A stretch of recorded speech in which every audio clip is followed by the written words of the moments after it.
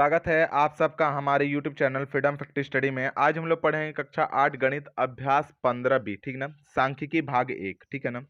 इसमें भाग 1 ही बना पाएंगे क्योंकि 2-3 सवाल है, तो शायद कोशिश करेंगे कि एक ही में कंप्लीट हो जाए, ठीक है ना।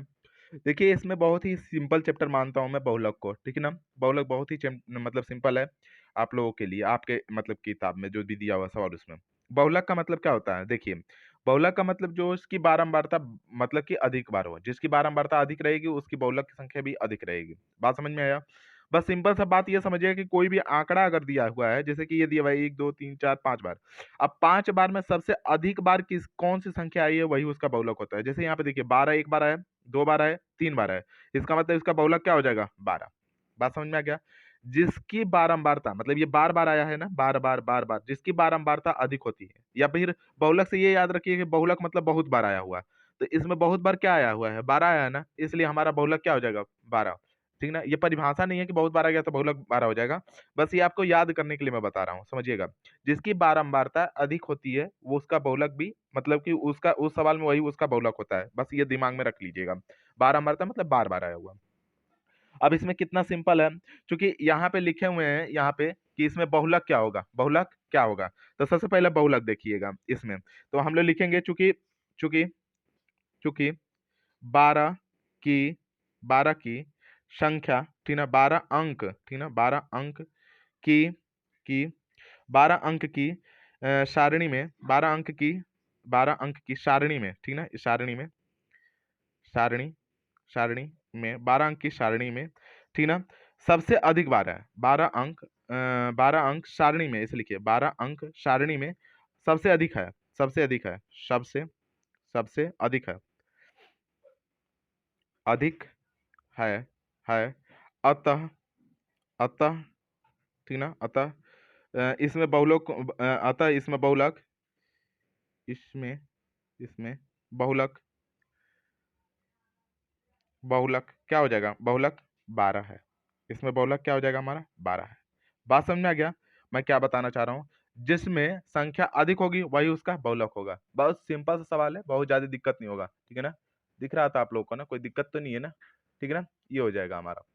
अब इसके अगले सवाल को हम लोग झट से देख लेते हैं कि अगला सवाल कैसा होगा। जस्ट इसी तरीके का है और कुछ है नहीं, ठीक ना। मैं इसीलिए बोला था कि जब सवाल आएगा उसी समय मैं बता दूंगा और आप लोग को आ जाएगा, ठीक ना। बहुलक का चीज आ गया। अब मैं कल बहुलक बताया होता, परसों मतलब कि जब मतलब परसों वीडियो बनाया था ना, परसों अगर बनाया होता, बता दिया होता, तो एक ही बार में सब खिचड़ी हो जाता। तो उस वाले के चैप्टर को ऐसे समझिएगा, माध्यिका कैसे ज्ञात करते हैं, फिर बहुलक का क्या सूत्र होता है, ठीक ना, सम संख्या के लिए क्या होता है, विषम संख्या के लिए क्या होता है, आरोही कैसे होता है, ये सारा हम चीज बता चुके हैं पहले वाले वीडियो में, ठीक ना। तो उसको देख लीजिएगा। अब बहुलक वाला था तो बहुलक वाला भी इसमें हम क्लियर करा दिए। अब अगले सवाल को देखते हैं, इसके दूसरे सवाल को। दूसरा सवाल हमारा दिया हुआ है कि निम्नलिखित आंकड़ों का बहुलक ज्ञात कीजिए। अब देखिए, इसमें पहला जो सवाल दिया हुआ है इसका आंसर लिखना होगा। इसको पहला सवाल का आंसर लिख रहे हैं। इसमें बहुलकों की संख्या बताने की बहुलक क्या होगा। देखिए 13 कितनी बार है?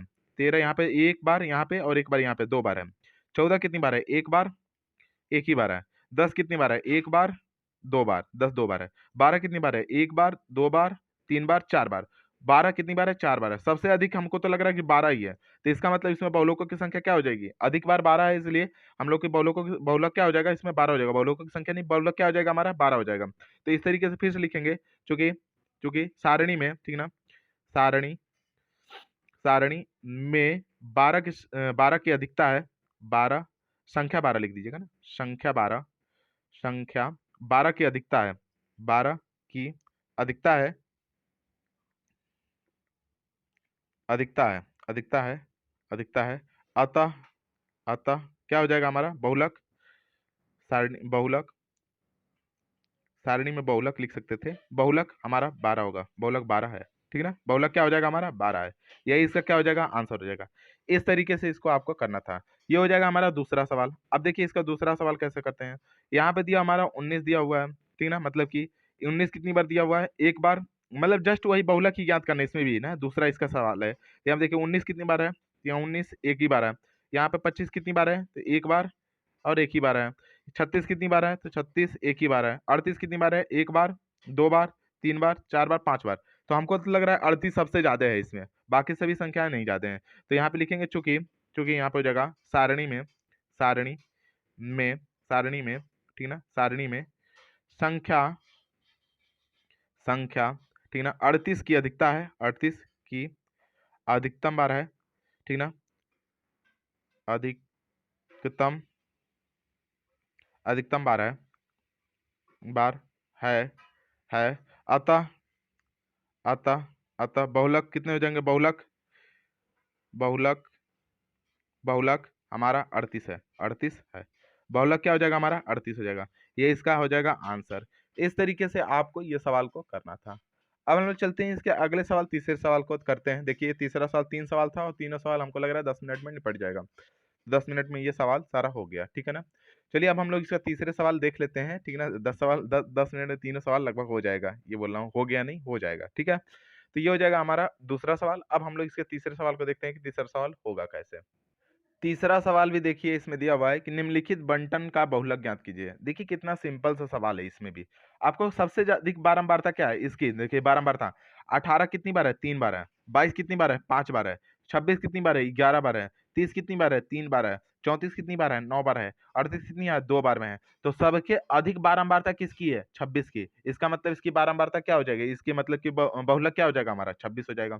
बस इतना ही बस सोचना है इसमें, ठीक है। बंटन का मतलब ये वाला चीज दिया हुआ बारंबारता, हमने बताया था कि जिसकी बारंबारता अधिक होगी वही क्या हो जाएगा हमारा?